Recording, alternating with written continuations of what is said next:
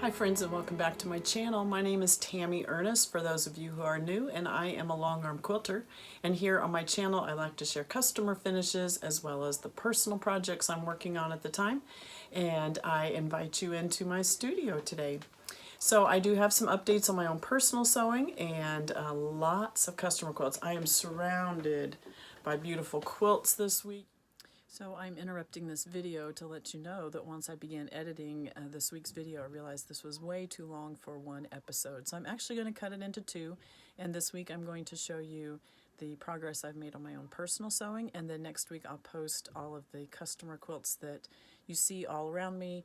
I'll post the details about those next week. So I hope you enjoy seeing the progress of my quilts. Let's start today with an update on my Pressed Flowers Quilt Along. I mentioned last week when I showed the sew sampler box that I had all my fabrics cut for the block for January, and I did get it pieced this week. So the block this month is called Bluebell, and this pattern comes in the sew sampler box if you subscribe to that, but if you don't, you're still able to purchase the pattern separately on the Fat Quarter Shop website.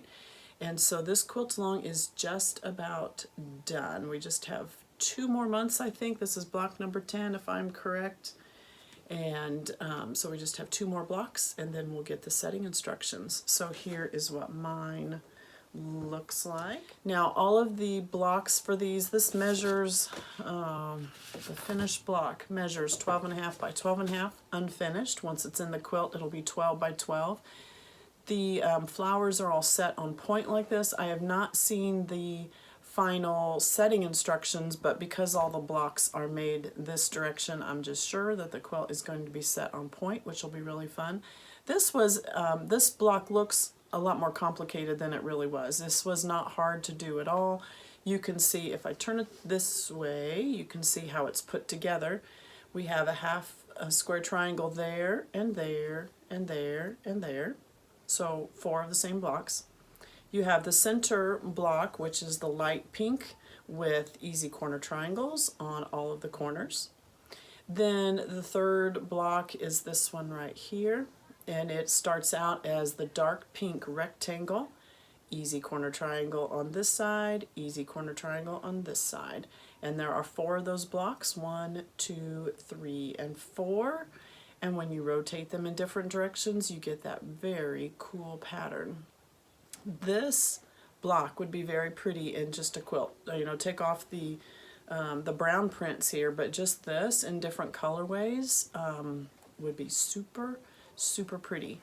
And a lot of movement to the quilt. That would be really fun to do. So this then is set with leaves, if you can picture that, or stems, or whatever you want to call these parts. And so it will be set on point like this. So to make this block this month, I basically looked at the pattern and saw we need some dark pinks, we need a light pink, and then I need my browns on the edges like that. And the whites, I'm using the same tone-on-tone white prints. Not the same. I have a jelly roll that's a bunch of white on white prints, and then I have a little bit of yardage. This one used all jelly rolls because all of these were 2.5 inches. I didn't have to worry about cutting into my larger yardage. So instead of actually picking the fabrics that I had originally coordinated to, you know, from the beginning when I first picked out fabrics and said, okay, this is going to be my A fabric, this is my B fabric. This time I kind of just looked at the pattern and said I need a dark pink and I need a light pink. I want a good contrast so that you can see the movement there, so that you can see the details of the block. So then I just went into the 5 or 6 pinks that I have picked out for this project and picked a good contrast between the two. So I've kind of moved away from the original fabrics. Not the original fabrics, it's still the fabrics that I chose from the beginning. I'm just kind of picking them so that they'll look the best in whichever, you know, for this block. I just picked the fabrics that would look best for this block. So not necessarily the A fabric that lined up with their A fabric, the B fabric that lined up with their B one. I kind of just looked at mine and said, these two look really good. I like the contrast that is there between the two. I like the darker brown tended to like that dark chocolate brown a little bit more than the lighter ones. So we'll see how this all comes together. You know, it's a mystery quilt, so you really don't know until the end whether your choices are going to look really good or not. But so happy to have that one done this week. So another project I've worked on just a smidgen this week is my temperature quilt. So Fat Quarter Shop is doing this 2024 Cottage Temperature Quilt pattern. This is a free download on Fat Quarter Shop. If you're familiar with the temperature quilts, you're choosing either the average temperature for each day of the year or the high temperature or the low temperature, whatever you decide for that.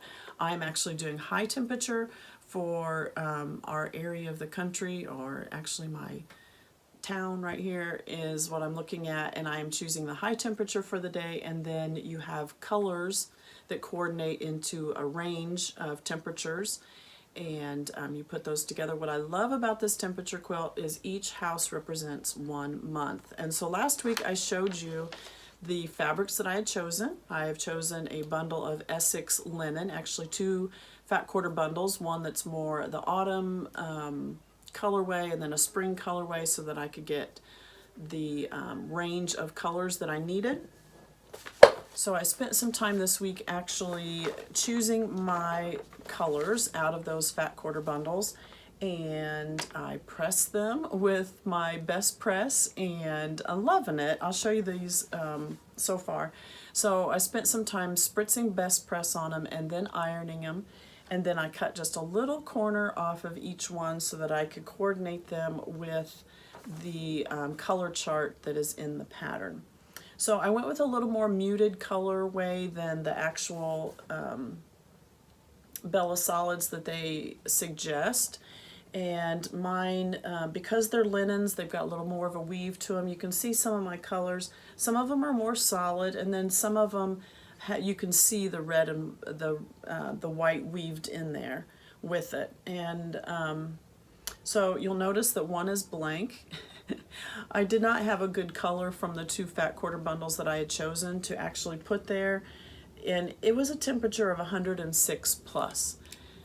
I don't ever remember I live in Indiana, central Indiana. I never ever recall getting 106 above. So because I have not chosen a fabric, it'll probably be the year where we'll hit 106.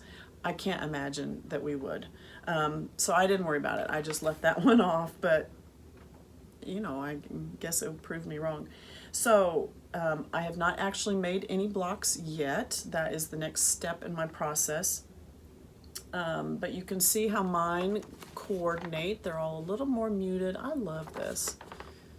Really like this. So let me show you. I am keeping, look, I got my project boxes in this week, and I did spend some time separating all of my either quilts that I'll be working on this year or ones that are already works in progress. I have put them into my art bins like this, and so all of my supplies are in here, and I have the fabrics that I have spritzed in here. So I did have to fold them back into fourths to fit them in here, but they were very creased from being folded into that Fat Quarter bundle. So I spritzed it with the best press, and then I ironed it out. So I may still have to do a little bit of pressing once I get ready to cut, but all how many are there? 4 times 5, there's 20 prints, and mine are actually 19 because I have one that is not in there. So here they are all together. Aren't they pretty? Loving them. So with the best press, I would say they are crisp, but they're not stiff. I've never starched my fabrics before, so this, even a best press that it has the starch and the sizing in it. I have not diluted it down. I've used it straight from the bottle. So crisp, but not stiff. And linen is a little coarser than your cotton anyway, so the feel of it is a little different than cotton. But I'm liking it. I think this will be a fun project to work on. So I have all of my 19 fabrics pressed and in the box. Then, hold on just a second. The next step I need to do, this is the white fabric. This is also a linen, and I bought yardage of this one because this is used for, I am using it for all of the second half of the half square triangles. Now I have heard some people mention using one half of your half square triangle being the high temperature of the day and one half of your half square triangle being the low temperature of the day. Great combination if you want to do that. That would give you a lot of different colors in your house. That's going to be complicated in my opinion, in that doing it this way, I can make a bunch of half square triangles in all the different colorways and then just pick the one for that day that I need, if that makes sense. If you're doing the highs and the lows, you're not going to be able to make those half square triangles blocks until that day because each one may be different. So you may have a high of 50 and a low of 0. We literally this week have had that range in temperatures, where it's been super cold and then all of a sudden everything melted and it's 50 degrees. So I always tell my kids it's an average temperature. You know, they say, well, this isn't normal. You know, so if normal is 30 and you have a 0 degree day, it's got to go back the other way. So you got to have a 60 degree day to get that average at 30. You know, it's like, it's not that it stays 30 the entire time. It's like you got highs and you got lows. So anyway, I think it would be a really cute quilt to do that way. I think it'll be a lot more intense, complicated, because you won't be able to do any of those blocks ahead of time. You're going to have to match the high and the low. And obviously when you're doing half square triangles, I'm going to use triangle paper. I'm going to show you that in just a minute. But if you're making half square triangle blocks, usually the way you do it, I do not like to cut on the bias. I do not like to sew on a bias. So the easiest way to make half square triangle blocks is not to cut, not to make a square and then cut that square in half. The easiest way is to have 2 squares. In my case, I'm going to have one that's white and one that's one of these colors. You layer those on top of each other and then you sew on a diagonal 1/4 inch away from that diagonal line. I do not mark mine. I've got markings on my sewing machine that show me where the 1/4 inch line is, and I just line up that center, really just the points. And maybe next time I'll bring, I am using triangle paper, so it's a little different. And but if you're not using triangle paper, you layer 2 squares together, right sides together, and if you want to, you draw that diagonal line across and then you sew on either side of that diagonal line 1/4 inch away, and then you're going to cut those apart and press those open. Whether you press the seams open or press it to the dark side, that's up to you. But then you end up with 2 blocks. That's the easiest way to do it. Instead of cutting those pieces apart on the diagonal and then trying to sew that diagonal, just not the good way to do it. It's better to cut your blocks a little bigger and then trim it down to size afterwards. So meaning that, I just said all of that to say, if you're doing the high temperature and the low temperature, you could match the 2, for whatever today is, you can match those 2. And when you create that block, you're actually going to end up with 2. So you'll have a second block that you could use tomorrow if it's the same high and low. And the ranges go from about every 5 degrees. So you may have some, but I just think it's going to be more labor intensive to do that. So what I have chosen to do is use this white linen, and it will be all of the second half of my half square triangles. It will be all of the sashing and all of the piecing outside of the house and the trees is going to be in this white linen. So that's why I have the amount that I do. I have not pressed this yet. I will, but I'm not going to press the entire thing at once. So this is my plan. This is like 4 yards or something. I forget how much it was. I could look at the pattern, but I forget how much it was. So to lay this all out and to press it all at once is just too much for me. So let me show you my plan, which means I need to show you the triangles on a roll. This is my choice for to create my half square triangles. I've never used triangle paper or triangles on a roll, either one, before. Triangles on a roll is produced by It's So Emma. You can buy triangle paper from Lisa Bonjean. Primitive Gatherings has some, and I know there's others that have it out there as well. It's all the same concept. Fat Quarter Shops is on a roll. So it says you need to cut your fabric 6.5 inches wide by your desired length, so however much you want to do it. So because my pieces are in fat quarters here, I'm going to be cutting strips that are 6.5 inches wide. So let me do some math here. 6.5 inches wide, that would be 13. That would be 19.5. So I'm not going to have enough to do 3 wide this way, because a fat quarter is 18 by 21, right? So 18 this way, 21 this way. So I would have enough to do 3 strips. 1, 2, 3. Let me hold this out this way. So 3 strips running down.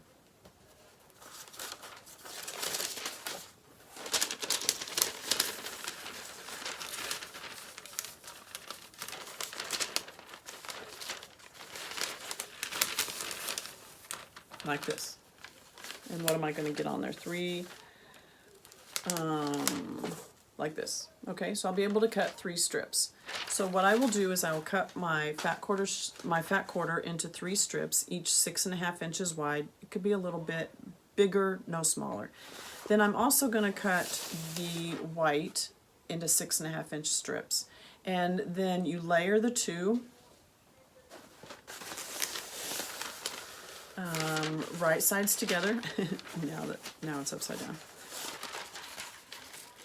So you layer the 2 fabrics right side together, you pin the paper to the top, and you follow the arrows. So you sew on the dashed lines, and then you cut on the solid lines.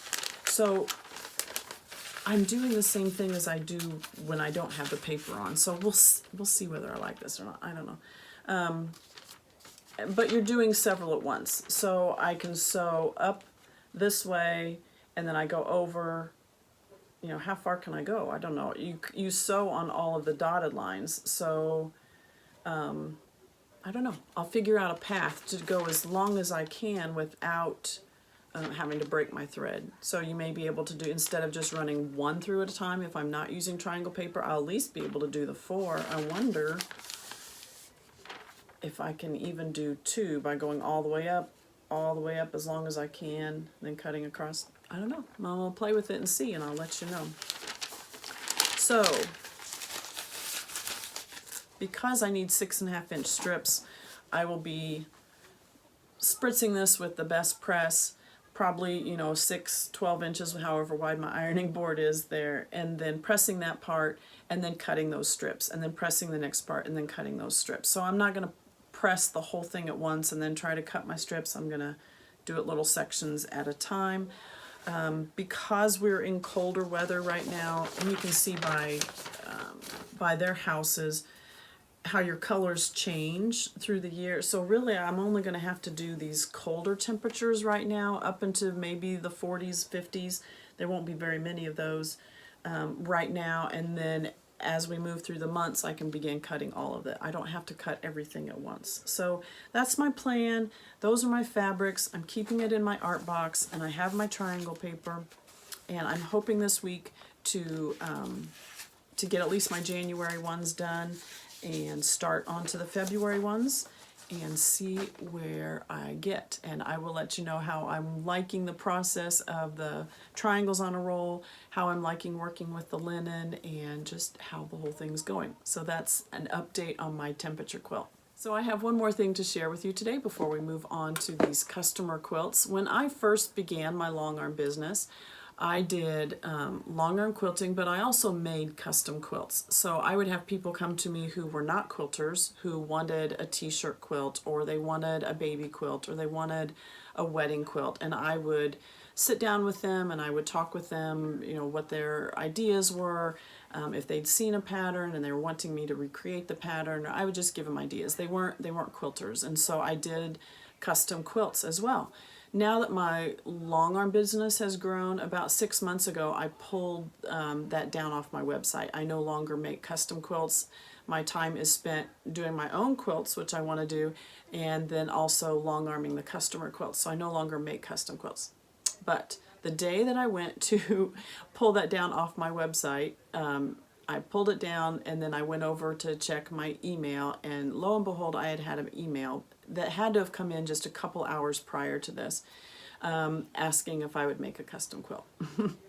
So of course I was going to honor that because it was on my website. I did that. So this has been sitting. I told his name was Tom, and I told Tom at the time it's going to take me 6 months to get to it because I have so much long arm business coming in right now that I just don't have the capacity at this moment to do this custom quilt for him. So he has been patiently waiting for the last 6 months, and it has got to be done. So I did not want to start into my other 2024 projects before accomplishing this for him. I've had the fabrics for a little bit, and then it's just I've got to make a concentrated effort to get this done and get this out to him because he has been waiting very patiently. So let me show you the pattern that he was so nice because he knew exactly what pattern he wanted. He knew exactly what fabrics he wanted.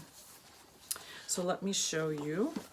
He asked for this Kansas Troubles quilt. This is called Meadowlark's Song. And here is a picture, here's a picture of the entire quilt.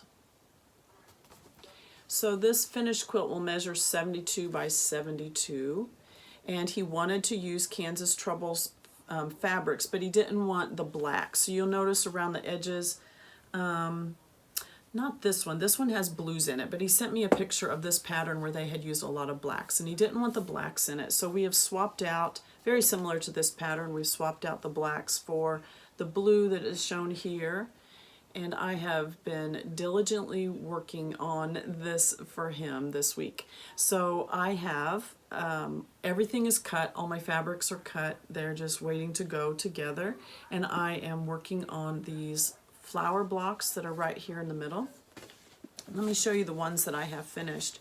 As I'm working through this, this quilt, what I'm enjoying about this quilt is that each one, oh, I also have this in one of my new boxes. I like that, what I like about these boxes, one, is that they fit on my shelves and I can see into them, and they're all stacked up very nicely. I love my enamel tins. I just love them. I love the aesthetic of those, but they're odd sizes. Some of them don't have lids, and they're not this square where these I can put the finished blocks in them and they lay flat, and so I'm late coming to the game. I know others have been using these, for a long time, but I finally went to them. So here are several of the blocks. So first here, these are called the blue flowers, and obviously you can see why. There's a blue. Now each one of the centers of each of the different color blocks is the same. So all the blue blocks have this center, but all of the blues are different. So you can see I have, this is a white on the blue, then this one's a little more of a floral, and then the blues change a little bit. That one was the same on this one, but then I have this spotted one, and then the blues change in this. The reds are the same on each block, on each of these blocks. And then this, the radiating green is the same on all the blocks because you can see here is that star block, but then we're going to add it in with these others so that it creates this lattice work set on point. But you can see how the little bit of that green radiating out then feeds into the next one. So each one of these blocks is, the process is the same, the colors just change. So these are the blue ones, there's 3 of those, then these are the red ones, but the process in making the blue ones and the red ones is exactly the same. The only thing that changes is this center part. Everything else, the piecing is exactly the same. And really, the green and the taupe color all the way around, all of those fabrics are exactly the same. So what's changing is this middle flower right here and the colors that I'm using. But once I learn the piecing, I can lay out these blocks and I can just zip them through because I know how it goes together now. I don't have to keep looking at the pattern and try to figure, okay, now what block goes with what. When I first start a new color, I do pay attention to you know, which color goes on what part. Anyway, I've got all of that marked, but the blocks are very quick to work on because they all go together the same way. So you can see that in the, you can see how they go together the same way. You're just changing the color, and the center block is different for each one, for each of the different colors. So I have my next ones laid out. So these are going to be this mustardy yellow color. That's what each of the, so you can see it on the pattern. It's these blocks right here. So it's the mustard color, the darker gold color, I guess, not really mustard, but more of a gold flower right here. So these, put it up like this. So this section right here are these pieces right here. So this is all of the pieces stacked up for that part. This right here is, it's this square right here. I don't know how hard that is to see the contrast in it, but this is a blue square with green easy corner triangles on 2 of the sides. This one's going to be a gold square with easy corner triangles on each of the sides. Then on this side of the board, this one, this green and white right here are the green and white on the corner. This one is what we were just talking about with the temperature quilt. This one is making half square triangles. So you have one white and one green. I layer them on top of each other, right sides together. Okay. And again, I say I do not mark my diagonal line, but you're certainly welcome to. So some people will use a mechanical pencil and they'll draw the diagonal line right across there. I just line it up on my seam. I've got markings on my sewing machine that I just run this tip on the 1/4 inch line, so then I know that I'm a 1/4 inch away from it. And then I do that on both sides of the line. These blocks are small enough that I can see, you know, those guides from the top where my needle is all the way back to right there in front of me. If you need a bigger spacing, you can use 1/4 seam tape if you've seen that before. You can use Lori Holt's Sew Easy, what does she call it? Her sewing guide. It's the big flower, it's like a template flower, but the middle's cut out, so you can washi tape that down and you can get a larger area if you're doing larger blocks and you need to be able to see that line farther, closer to you, is what I'm trying to say, if the block is big enough that it's covering up the lines on your machine. So there's ways that you can do that, or you can just go ahead and mark the diagonal line. This size square I do without pinning. If I am doing a larger square, you know, maybe a 5-inch, 6-inch square where I'm going from a diagonal line from one side to the other, I do pin it. I'll pin it on either side of that diagonal line so that those fabrics don't shift. Sometimes these will shift just a tad bit, but not enough that when I'm trimming it up to size, it still works, if that makes sense. Sometimes when you go with a bigger block, if it shifts too much, then when you cut it apart and press those open, it's a little wonky maybe, and you aren't always able to square that up with a ruler. Just because more fabric or more length of a stitch line that you're going, the more chance it's going to be off. The smaller my chance of being off is not as big. So that's how I do these. I do have the Lori Holt Trim It rulers that are 2.5 inches, and that's how I've trimmed these up. You can use a Creative Grids one as well, and I've used that as well. And maybe I'll bring that next time to show you how I trim those up. But that's that part of it. So that's all the blocks that go into one flower of that, and then I have all 3 of these stacked up. So these are all of the golden ones. They have a, I don't know what the center is because I haven't started this one. It looks like a pinwheel or something like that. on the yellow ones. Yeah, it's a pinwheel, and so I'm creating that with the red and the blue in the center. So those are the gold ones all stacked up. There are 3 of those, and then I only have one other color of block to make and this one has purple. I didn't go with the purple, I actually have brown fabrics that I'm using for those. Then you'll notice the other block in this quilt is this patchwork right here. The way this is done is if you can divide that block into 4 parts. So, and I don't have, maybe this is a larger picture. So if you divide that block into 4 parts, you really have a 9 patch, okay? And you have a 9 patch that alternates with a dark and a light and a dark. The next row would be a light, a dark, and a light. And then the next row would be a dark, a light, and a dark. So you have a 9 patch with the dark on the corner. And then if you have 4 of those 9 patches and you put them together, that's how you're creating that, that look right there. How I am doing these is I'm using this as my leaders and enders in between these flower blocks. So I'm really creating these second blocks at the same time that I'm doing the flower blocks.